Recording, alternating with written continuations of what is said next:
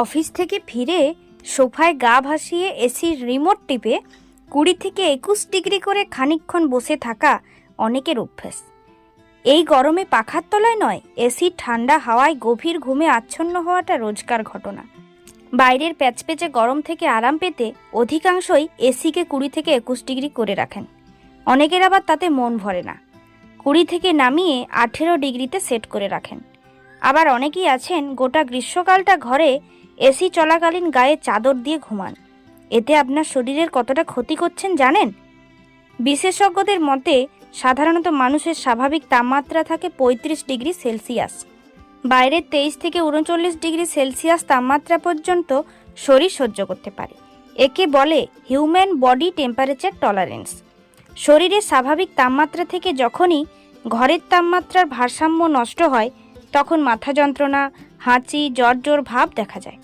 ঘরের তাপমাত্রা যখন 18, 20, 21 ডিগ্রিতে আনা হয়, তখন আমাদের শরীরের বিভিন্ন অঙ্গ প্রত্যঙ্গে রক্ত প্রবাহের বেগ দ্রুত হারে বেড়ে যায়। একে বলা হয় হাইপোথার্মিয়া। বাইরের থেকে ঘরের পরিবেশ ঠান্ডা হলে শরীরের নানান সমস্যা তৈরি হয়। তার মধ্যে অন্যতম হলো বাত বা আর্থ্রাইটিস। চিকিৎসকের পরামর্শ অনুযায়ী বাইরের গরম থেকে ঘরে প্রবেশ করার পর যতক্ষণ না গায়ের ঘাম শুকোচ্ছে ততক্ষণ এসি চালাবেন না। এছাড়া এসির মধ্যে দীর্ঘ সময় ধরে থাকলে শরীর থেকে টক্সিন বাইরে বের হয় না, তাতে শরীরের তাপমাত্রা ও জলের ভারসাম্য নষ্ট হয়। এছাড়া ত্বকে অ্যালার্জি, চুলকানি, উচ্চ রক্তচাপের মতো রোগের প্রকোপও পড়তে পারেন আপনি। তাই শরীরকে কষ্ট দিতে না চাইলে কিছু নিয়ম তো অবশ্যই মানতে হবে, তাই না?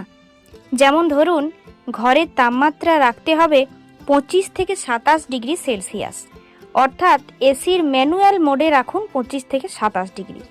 এসির কম্প্রেসারে যত চাপ কম পড়বে তত বিদ্যুৎ খরচও কম হবে। 16 বা 18 ডিগ্রিতে এসি চালানো হলে কম্প্রেসারটি ওভারলোড হয়ে যেতে পারে। এতে বিদ্যুৎ খরচ বাড়বে বই কমবে না। এসির তাপমাত্রা 1 ডিগ্রি বৃদ্ধি করলেই বিদ্যুৎ খরচ 3 থেকে 4% কমে যেতে পারে। একটানা দীর্ঘ সময় এসি ব্যবহার না করাই উচিত। প্রয়োজন না হলে এসি বন্ধ রাখুন। এসি রুমটি সঠিকভাবে ইনসুলেট করুন যাতে ঠান্ডা বাতাস বেরিয়ে না যেতে পারে এবং ঘর ঠান্ডা থাকে। এই সমস্ত নিয়মগুলি মেনে কাজ করলে আপনি 25 থেকে 35% পর্যন্ত বিদ্যুৎ বিল কমাতে পারবেন। তাই গরমে পকেট যাতে না খালি হয় তার জন্য এই পদ্ধতিগুলি অবশ্যই অনুসরণ করতে পারেন।